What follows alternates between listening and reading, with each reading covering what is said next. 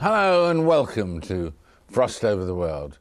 Later in the programme, legendary crime writer Michael Connolly, actress and screenwriter, 2 Oscars, Emma Thompson, and Sinn Féin President Gerry on the ETA ceasefire which he helped to broker.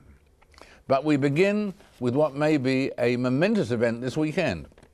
According to the United Nations, the population of planet Earth will go over 7 billion. And the dramatic rise won't stop there. Estimates suggest that by 2050, there will be 9 billion people. Does that matter? Can the world cope with so many mouths to feed? One man who should certainly know is Dr. Babatunde Osotimehin, the head of the United Nations Population Fund, who joins me now from New York. The statistics there that we were hearing, that 7 billion this weekend, 9 billion very soon. Can we cope with that in terms of food, water, and everything? Sir David, thank you very much for having me on the program. Let me start by saying that there are challenges, of course, in terms of food security, in terms of water, but I think that we should go beyond the numbers and look at issues of distribution, issues of access, and issues of equity. There are 3 scenarios in the world when you look at population. There are the parts of the world where population growth is going very fast, and that is in sub-Saharan Africa and South Asia. UNFPA is working with those countries to ensure that we can raise the status of women and provide them access to health and services, including family planning. And then there are countries in the world where actually population is not growing at all. It is stable, and they have issues of urbanization and migration. Those are middle-income countries, some of them in Latin America and Eastern Europe. And then, of course, there are a good number of countries in Northern Europe and Japan whose populations are actually shrinking. And they have the challenges of aging and of maintaining a labor force that can ensure that their economies continue to grow. So there's a tapestry around population, and I think we need to look beyond the numbers. In specific terms, how many lives are in danger if our population goes to 9 billion? I mean, how serious is it? I don't think there is anybody who can actually give you that precise figure. In the 60s, at 3.5 billion, there was this gloom that everybody thought the population explosion, the world cannot sustain it. We're 7 billion. That's not to say we should keep growing, but I'm saying that let us look at our systems a little more critically and ensure that those things which we seem to threaten humanity, consumption patterns, access to clean water, sanitation, access to food, and those sorts of things, let's make sure that we address them and we're equitable. And then also work with governments where populations are growing fast, that we can actually decelerate that growth to make sure that we can optimize and come to a population that the world can sustain, and that would depend from region to region. We've seen food riots because of lack of food in the world in the last recent years. We've seen wars like in Darfur that a lot of people attribute to hunger and so on. Do you expect there to be more food riots and food-oriented wars? Well, what I anticipate and what I expect is that if we act now and we're able to ensure that food production goes up, distribution is better, we can avoid that. Thank you very much indeed. Thank you very much. And now from New York to Spain and also Northern Ireland. The Basque separatist organisation, ETA, has declared a unilateral end to its 40-year campaign of bombings and shootings aimed at creating an independent state in northern Spain and southwest France. During that time, the organisation killed more than 800 people. ETA appears to be following the example of the IRA in Northern Ireland in deciding that the only way forward, or the best way forward, is first to make peace. Gerry Adams, the president of Sinn Féin, was a central figure, of course, in the whole of the Northern Ireland peace agreement and in brokering this ETA announcement. He joins me now from Belfast. Welcome. Thank you, David. Very good to have you with us. Let me ask first of all about, is brokering the right word to describe what has clearly been a crucial role in getting this ETA peace statement that you, what's the best word for what you've done? Well, support, help, encourage, advise, all of those would be words which would be applicable to the role that we have played. A number of people, and interestingly enough, Jonathan Powell, who was the chief person in Tony Blair's office, has worked with Sinn Féin and others on this issue for, well, certainly since the time of the Good Friday Agreement. And what Sinn Féin have been doing is, on request, because the peace can only be made in that region by the people who live there, spelling out what we have learned from our own process, particularly the importance of dialogue and the way that dialogue just totally changes an entire situation and moves it towards a new dispensation. It is the same process in a sense of ETA realising what you decided, which is that in the end that peace can only come when war is over. Well, absolutely. It's also important to state that peace isn't just the absence of conflict, although that's a very, very good thing, and it's very encouraging that no one has been killed in the last 2 years in that area. But peace is also the presence of justice, and that means that governments, other players, as well as all of the political parties do need to get together, do need to try and build confidence within their opponents. It's quite different from war. War in many ways, while it's horrible, is easy compared to peacemaking, because you're essentially trying to make friends of people who were enemies, or certainly to develop a degree of working relationships which are respectful and tolerant. So this will challenge everyone, and it will not be made, peace will not be made or achieved by one declaration or by one statement, by one event. It is a whole process, a whole journey of steps which have to be taken. Would you say that the steps that have to be taken for agreement between ETA and the Spanish government and so on, is that more of a problem for ETA than the situation was for you and your supporters? Is it as difficult for them to make the last few steps or not? Well, the toughest negotiation in many ways is with your own side. And, you know, the IRA were never engaged directly in negotiations here. That was carried out by Sinn Féin delegations, who then went back and talked to our own constituency and obviously also engaged with the IRA. So there are big challenges, but one of the things that's encouraging and comforting is that the Basque activists themselves, right across a range of communities, undertook a very, very sizable and maximised consultation process, where I'm advised for the first time they considered their attitude about armed actions, and having considered that, and this is outside of the armed group ETA, having considered that, the vast majority of those who were consulted said that armed actions would have no part to play, that everyone should wed themselves to peaceful and democratic means. And that's the best, I think, encouragement to any group. In the Irish situation, whatever one may think of the IRA at the time of war, when the Sinn Féin people and others put together an alternative, the IRA, with great courage in my opinion, grasped that alternative and sought to support it. So I think this is what's happening with Ada. I'm not a supporter of Ada. I don't know the mind of Ada, but I certainly believe that they have taken a very definitive step. I commend that. I applaud that. Obviously, there's still a lot of distrust.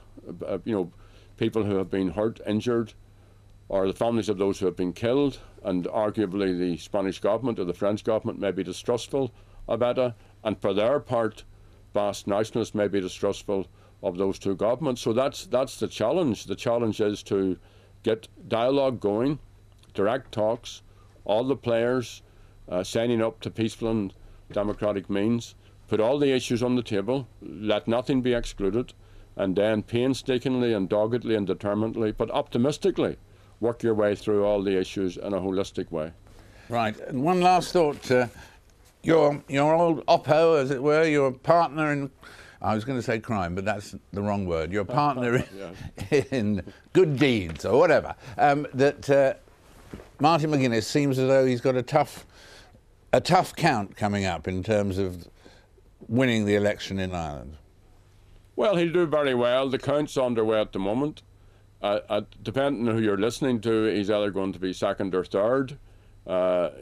He may scrape through. It's too early to say. But this is the first time ever, David, that a person from Sinn Féin stood for a presidential election.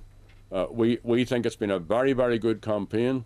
The debate will continue long beyond the election.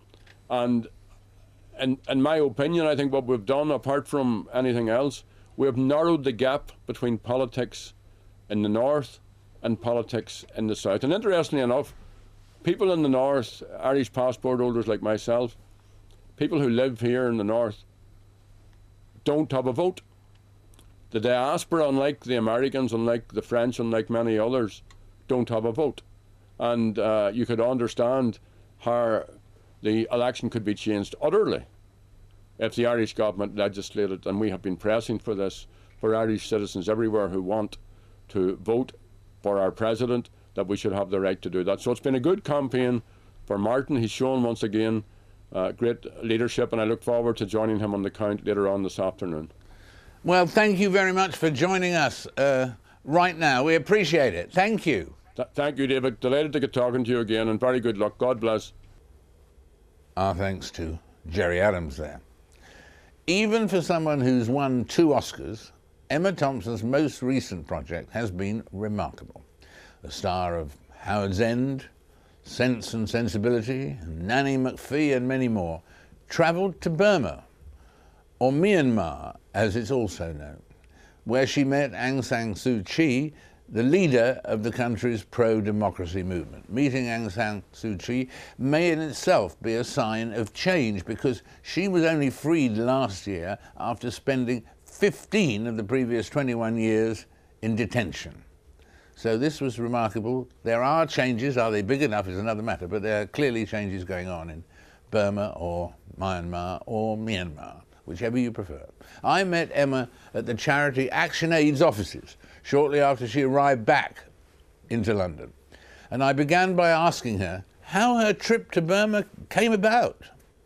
They asked me if I would go to Burma, to Myanmar, because this was a time in the last few months of great change, and indeed things were changing on the ground even as we arrived in the country. And did you meet the leader of the opposition, as one way of putting it, Aung San Suu Kyi? Yes, we did. We were very lucky. We had a long lunch with her. So I had time with her alone, and then we all had lunch together with the British ambassador, and then my son, Tindi Ebwa, who had time with her on his own, because she asked to talk to him about working with young people who've been affected by conflict. And he's been working with... And Tindi comes from Rwanda. Yeah, and was an ex-combatant, having been kidnapped by the Interahamwe. So he's got first-hand knowledge of that life and is working in Liberia with ex-combatants there. So she wanted his input, which I thought was very impressive, because not only had she done her homework, but she was giving her ear and her attention to a 24-year-old she clearly trusted and wanted to know more about. Yeah, that is impressive. And what impression did she make on you as a fellow human being? I mean, what were her qualities as you saw them and experienced them? Resilience and wit and dignity and a capacity for curiosity and interest in other people. Someone with immense personal power, but that is clearly not self-interested in any way. Therefore, a great model for power, unlike most leaders that one meets, where you do feel that the spotlight is continually being pulled back to that person. She's the opposite. She's always turning the spotlight of her conversation, and her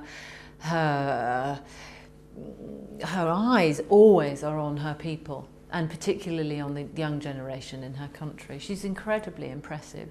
Did you sense at all that what she'd been through in the way of fear and not knowing what her fate was going to be, or is it possible not to think about that when you're in that situation? I think that she's an extremely disciplined woman, and I think that she uses meditation and the skills embedded in her religious upbringing to control her fear, to control her responses, to control her anger. Indeed, she's one of the least angry, least vengeful people you could possibly meet, and given the treatment that not only has she received but that has been meted out to her people, you would think that she would feel the need to punish. But not only does she not feel that, she's adamant that she wants to bring everyone along with her during this process that seems to be starting. And do you think there's real progress? Well, I guess while you were there were 200 political prisoners who were released. Yes. That hasn't happened very often in modern-day Burma. Certainly not. No, certainly not. And that was, whilst on the one hand you have a camp of people who are saying, but there are so many thousands more, this isn't enough and it's too late. We were talking to people who had been in prison sometimes for 20 years at a time, who said that we were sitting there with them on the day that their friends had been, during the interview, during the time we were talking, they were receiving phone calls from people who were on their way home. They were so full of hope that it was very difficult to see that as window dressing. They themselves said that they felt that there was a real change, in that this release was heralding the further release of others later on down the line. You were showing me this magazine, which is in fact a wonder in itself, isn't it? Exactly. Like in the streets where you can see photos sometimes already. Yeah. That was never possible, was it? No, her photograph was prohibited for years, and this magazine, which is a business magazine, but it's extraordinary because it's got her face on it and the words of the future, and this was being sold by a poor vendor on the streets. And when we went to the market one day, we saw many, many pictures of her and her father, actually. So that's the sort of change that can affect a newcomer like me, with quite a jolt, actually.